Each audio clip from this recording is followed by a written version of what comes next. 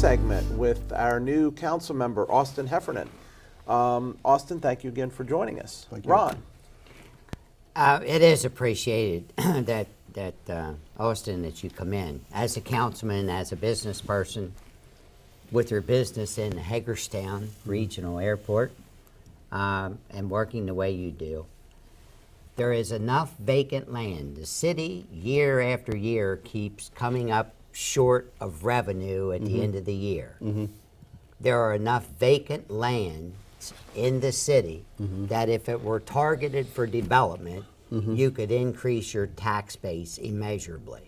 At what point do we start with your top people in City Hall, the top people in economic development within the city and within the county, get off of our lazy hands and really promote economic development? What are you trying to say there, Ron? But the city and the county's economic development, they've got some good people, don't get me wrong, but they're focused on such minutia that the big things don't happen. When we looked at Jamison, look at Jamison Door Company, we had a problem. They're looking for a pad site. You don't even have a pad site. The city of Hagerstown's got pad sites everywhere. Every parking lot is a pad site. The best opportunities are some of the blighted old businesses, buildings that have nothing in them. They've got sewer hookups, they've got water hookups, they've got power.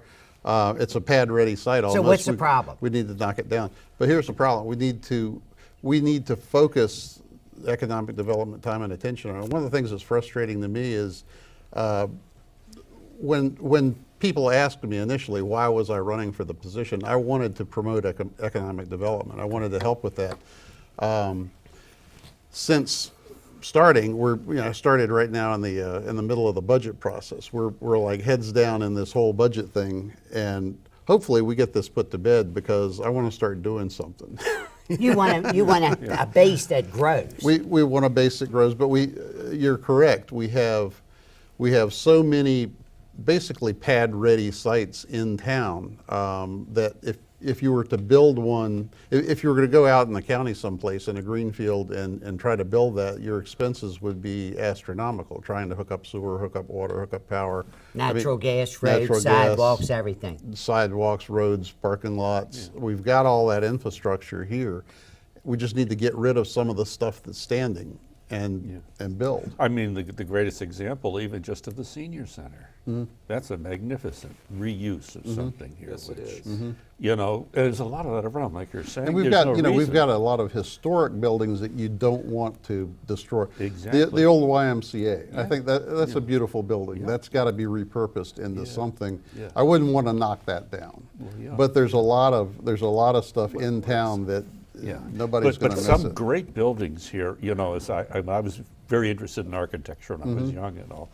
My God, there's a lot of good bones in this place that should be used. I totally agree. And we also though need at some point to make a distinction between historic and old. Right. And there's an important distinction. Well, that's true, but the Maryland Theater dealt with the historic folks, and they dealt with them good. We had a great architect that worked with them. There wasn't any problems. They got them all ready to be, at what point, I'm going to bring this back again, at what point do we have the proper people in place? Washington County Industrial Foundation Chief, Greg Snook and these folks.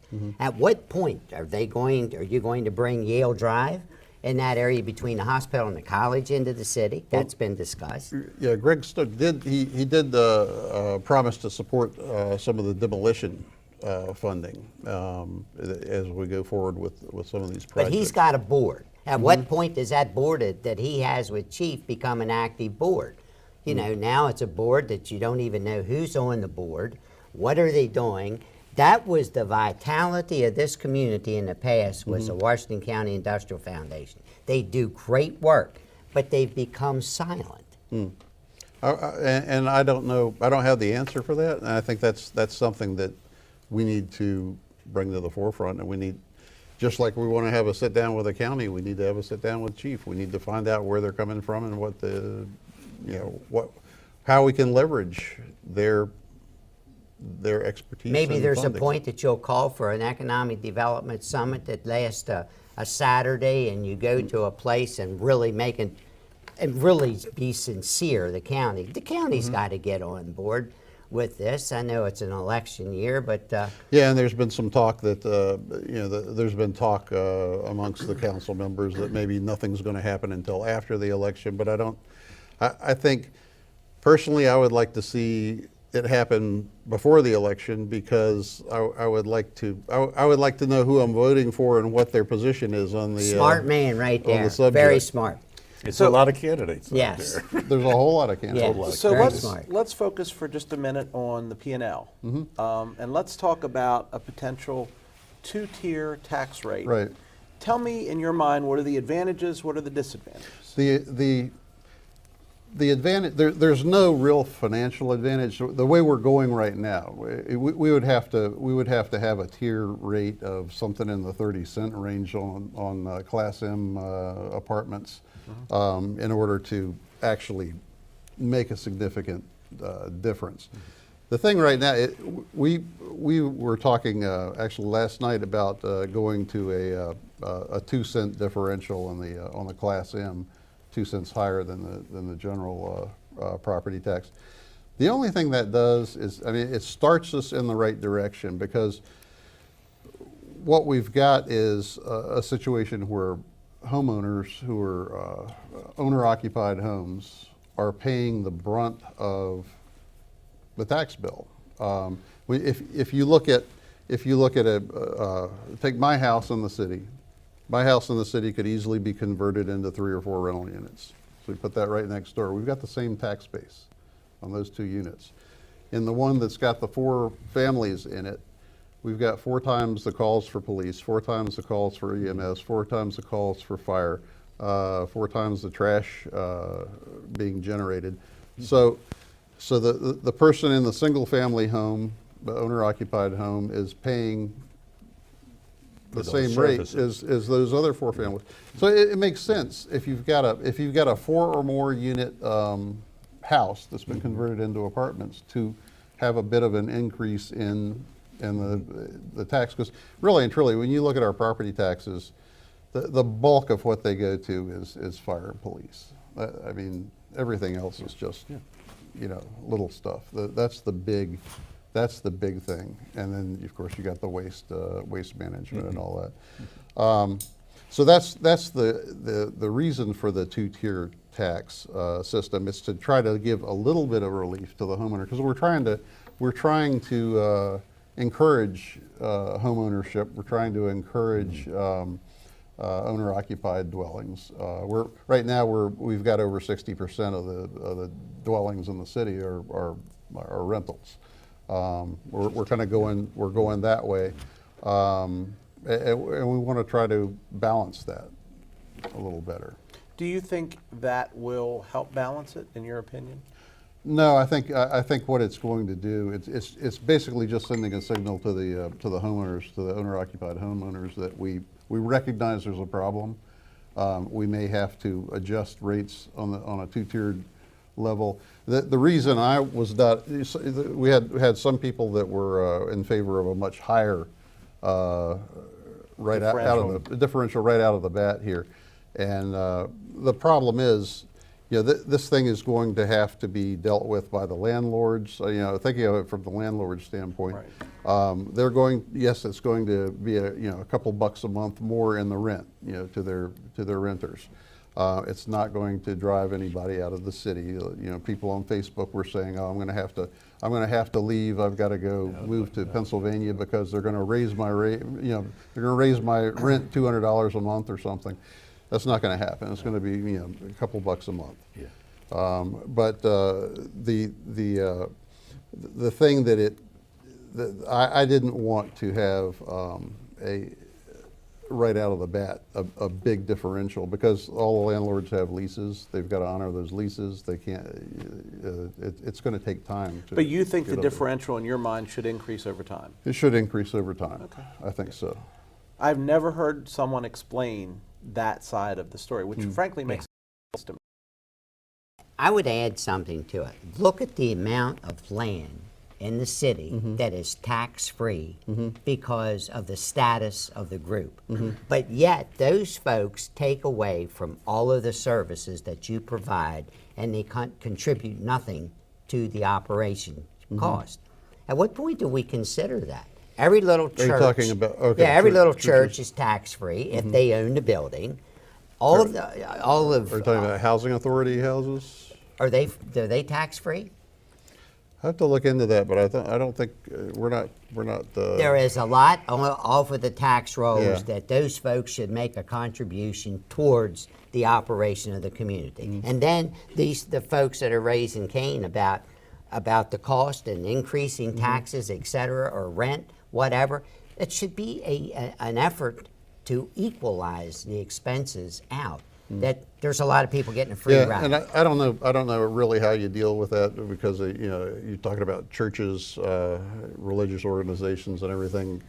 You're getting into a very sticky area if you're Well, want it's to a try very to tax sticky them. area, but it's something that's going to have to be discussed at some point in time. How not just churches, but everybody that's got a building that's sitting there tax-free, or land that's tax-free. The county's tax-free, the city Well, buildings believe are tax-free. me, my accountant will tell you. I have tried for 12 years to try to figure out how to make my business a religious organization. So I understand where they're coming from. So we've But, got, I'm sorry, go ahead. No, but yeah, I agree with you. We have a lot of public service organizations in town, down in the downtown area, where we want to try to increase the tax base. I don't have an answer. I don't have a good answer for that. But something will have to be discussed in your summit one day in the city and the county. The amount of tax-free, but they take a service, but they pay nothing towards the provision of that service.